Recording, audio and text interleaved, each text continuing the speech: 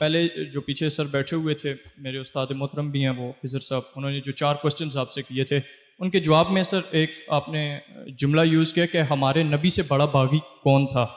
تو سر میں بھی الحمدللہ علماء کرام کی مجالس میں اٹھتا بیٹھتا ہوں، اتنا میں نہیں ہوں، نہ حافظ ہوں نہ کچھ، لیکن اتنا مجھے پتہ ہے کہ سورہ بقرہ کی ایک آیت ہے سر جس میں اللہ تعالیٰ فرماتے ہیں کہ لا تقولوا رائنا، چونکہ صحابہ کرام نبی صلی اللہ علیہ وسلم کو بولتے تھے کہ ہماری رعایت کیجیے، تو دوسری طرف جو کفار تھے یا مشرکین تھے وہ جو رائنا کا ورڈ یوز کرتے تھے وہ چرواہا کے لیے یوز کرتے تھے کہ یہ ہمارے چرواہا ہیں. تو پھر اللہ تعالیٰ نے یہ بولا تھا کہ آپ لوگ اس ورڈ کو یوز نہ کریں، چونکہ یہ ایک برائی کے لیے اسپیسیفک ہو گیا ہے رائنا، تو یہ ورڈ یوز نہ کیے جائے، لا تقولوا رائنا.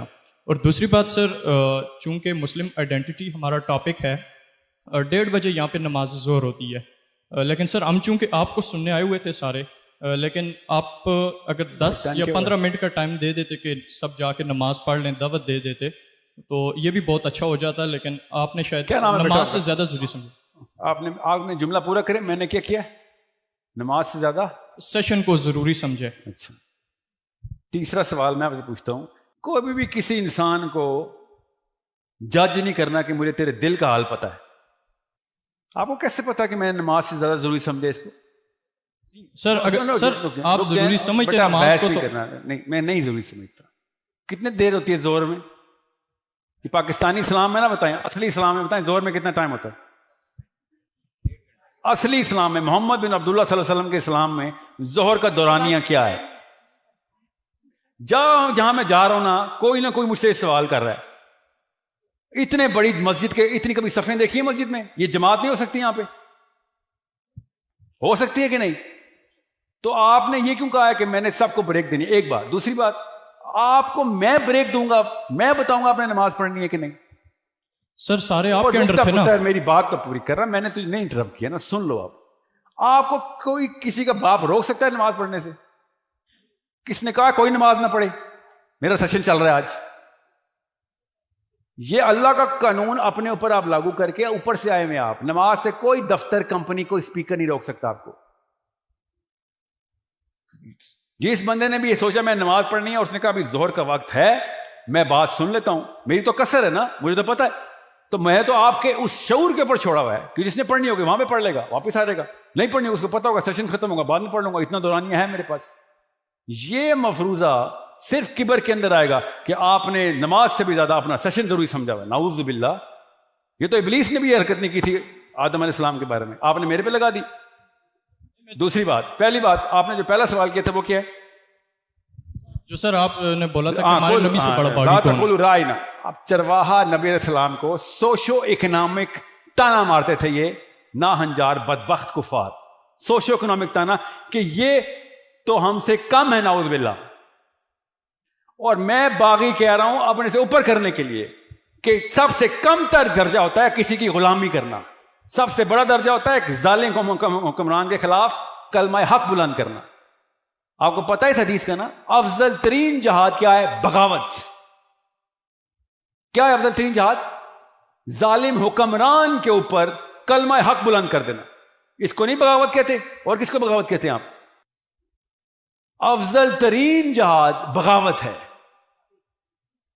آپ نے اس کو والی حدیث اور آیت کے ساتھ کہ چرواہا میں نے بولا، نعوذ باللہ. وہ پتہ ہے کس نے چرواہا کہہ رہے تھے؟ سمجھنے کی کوشش کریں، یہ پلاسٹک کی باتیں اسلام میں نہ ڈالیں. میرے نبی نے پورے مکے سے بغاوت کیا ہے، یس اور نو کی. ہر سردار کو گلے سے پکڑ کے بغاوت کی، چھپ کے کیا تھا؟ بھی سامنے کھڑے ہو کے بغاوت کی تھی. عمر بن خطاب نے کعبے میں کھڑے ہو کے کہا اللہ اکبر، اب کوئی روک کے دکھائے مجھے. یہ بغاوت نہیں ہے اور کیا ہے؟ جب جاوید ہاشمی بولتا ہے میں باغی ہوں، سب لوگ نعرے مار رہے ہوتے ہیں. وہاں پہ کیوں نہیں کہتے ہو یہ کتنا نچلا لفظ کیوں استعمال کر رہے ہو؟ وہ سب کو پتا ہے ظالم کے خلاف بغاوت کرنا افضل ترین جہاد ہے. یہ آنر ہے، یہ بغاوت مسلمان کا آنر ہے. اگر 2 نمبر نظام کے اندر پھنس جائے تو، اور یہی میں انڈین مسلمانوں سے کہہ رہا ہوں کب سے، کہ آپس میں اکٹھے نہیں ہو گئے تو کسی جھوٹی امید میں نہ رہنا، کسی بھی جھوٹی امید میں نہ رہنا. آپ کو سب دنیا کے مسلمان چاہیے اکٹھے ہونے کے. عرب، پاکستان، بنگال، انڈونیشیا، ایک دن یہ آپس میں ان کا کنیکشن بنا لیا، آپ سب آزاد ہو گئے. انہوں نے نتھ ڈال کے رکھی ہوئی ہے سکھوں نے خالستان کی، اور آپ 25 کروڑ ہونے کے بعد کچھ نہیں کر سک رہے، آپس میں نہیں کنیکٹ ہو رہے. سو اس کو غلط ٹوسٹ مت دیں کہ نعوذ باللہ، کوئی نعوذ باللہ نبی السلام کے بارے میں کوئی ہلکا لفظ ہے، یہ ہلکا نہیں، سب سے بھاری لفظ ہے. میں اس لیے تو کہہ رہا ہوں ابراہیم علیہ السلام نے اپنے ابو کے خلاف بغاوت کی، ہاں جی کی. موسیٰ علیہ السلام نے فرعون کے خلاف کی، جی کی. یہ تو اللہ تعالیٰ کام ہی ایسے کراتے ہیں، ورنہ حق اور باطل اکٹھے نہیں ہو سکتے. ان میں سے ایک کو دوسرے کے خلاف بغاوت کرنی پڑے گی. Excuse me, sir. I have a question.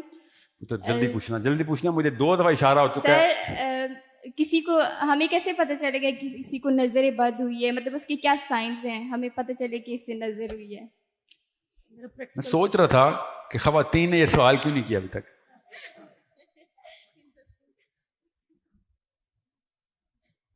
مسلم امہ کو جو اس وقت نظر بد لگی ہوئی ہے نا، 1 ارب 70 کروڑ مسلمانوں کو جو جن آئے ہوئے ہیں، جو بندش ہوئی ہوئی ہے، پہلے اس کا علاج کریں گے.